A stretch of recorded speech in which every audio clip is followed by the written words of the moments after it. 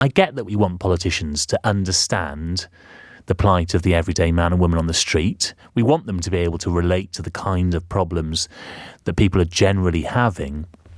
But there's something more going on here, isn't there? There's some kind of ancient aversion to the class system, I think, that we have in this country, that we feel like we don't want those in power to look like the landed gentry of centuries gone by. When the landed gentry ruled over the working classes, they had all the wealth, all the power, and the working classes had very little say in how the country is run. But that's not how things work these days. We can vote out Rishi Sunak, whether we're on minimum wage or maximum wealth. We all have a vote in the system. And when you look across the pond to America, they celebrate wealth over there. I mean, there is barely a presidential candidate who isn't super wealthy. It costs millions upon millions of pounds to be elected as an American president these days. That comes with its own problems. But generally speaking in America, if you're wealthy, if you've been a successful businessman, for example, that's seen as a strength. As a sign that you will be able to govern with competence, that you'll have some understanding of how to run a country, which in some ways is a business. The economy of a country is a business, that you'll be able to run that economy well because you understand how to make money, how to make people wealthier in your country. The problem is he's made so many gaffes that it's impossible to even relate to somebody like that on a human level. I mean, how can I relate to someone that can't even pay for a can of Coke in the petrol garage, for goodness sake? But does it matter if he can't pay for a can of Coke? Because, you know, when someone's that wealthy, you don't really expect them to be going to a petrol garage and buying a can of Coke, do you? And I get that people want their politicians to understand their lives, but why can't we just sort of get past that and think, actually, in all reality, he's not going to buy a can of Coke in a petrol station?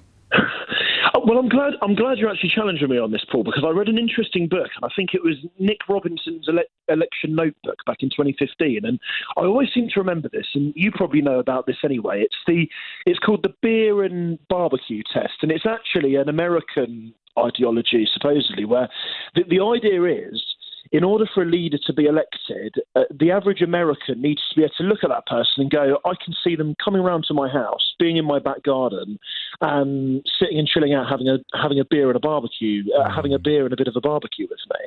And I think the reality is, I've just seen his stage presence when Rishi Sunak steps onto the stage or he's interviewed. It just feels, to me at least, incredibly wooden. I don't think it matters, you know, how much wealth someone has to run the country as long as they're qualified to do so.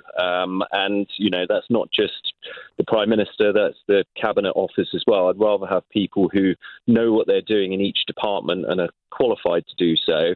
And then secondly, you know, let's remember Sunak's the guy who during COVID, you know, implemented very generous furlough schemes and bounce back loans for businesses, you know, the small people who he supported, the increase in universal credit and all of these different things. So, you know, I don't think we can say he's not relatable because he did strive to help everybody during that period as Chancellor. He did during COVID, but I suppose the difficulty he's got now is there's this massive cost of living crisis. And when you see photo opportunities like him trying to pay for a can of Coke and he doesn't know how to use contactless, or he doesn't know how to fill up a tank of petrol, which is one of the biggest expenses for families these days, when the petrol runs out, you really have to dig deep into the bank balance to fill it back up again.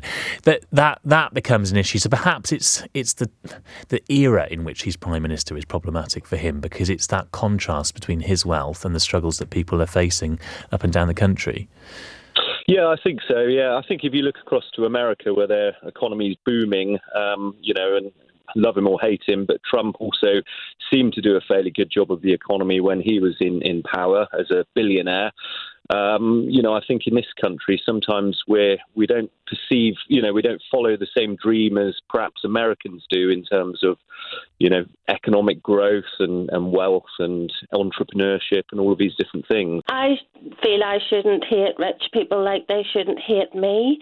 But I think what I think really is how a person came to have their wealth, whether they used their position or used their power or took the hand out of people with less, if you like. I that's what would bother me. And the relation, like how rich people relate, to people who have less. They make policies that they know will never improve somebody with less situation at all, and they do know that they're doing that. So that's where I have the issues with, but I don't really hate rich people, nor should they hate people with less. So do you think Rishi Sunak's become wealthy via the wrong route? I'm not too sure how Rishi Sunak came about his wealth, but where I do know that people have made profits or energy companies and things like that, and they really hurt people like me. And I hear an awful lot of conversations about how we should eat for 30p and how we should bulk buy food. And that's where they don't relate, that you would never bulk buy food if you don't have the money to fund it in the first place.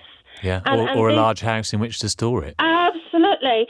And a lot of these people are in government now. There's nobody in government like me, I don't believe, because they've got one foot on our necks.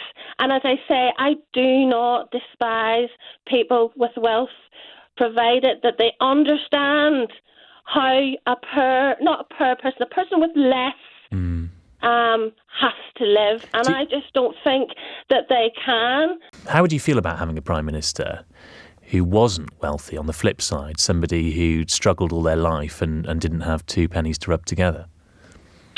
I don't think it's necessarily down to the actual money they have or haven't got. It's how they manage their money. Somebody earning a couple of £100 a week can still be prudent with their money and manage their finances well. I think it's all about how you manage the finances as opposed to how much you do or don't have. Do you think it would make them less qualified? For example, I don't mean people who are employees, for example. So if someone's on minimum wage as an employee, I don't mean sort of those people so much. But if someone had a business and it went wrong and it gone bankrupt, and therefore they had less money, and in a way they were therefore more relatable because they had less money, I'm not sure we'd want them to be Prime Minister, would we? Because we'd think, well, they don't know how to run something well. Depends on the circumstances. People's businesses go bankrupt for all sorts of reasons, not always of their own doing. I think anybody who gets out there and tries to do something, right and in a good manner is worth investing in. But yeah, ultimately that person needs to A, get themselves into politics, and B, be qualified to do the job, no matter how much money they have, really.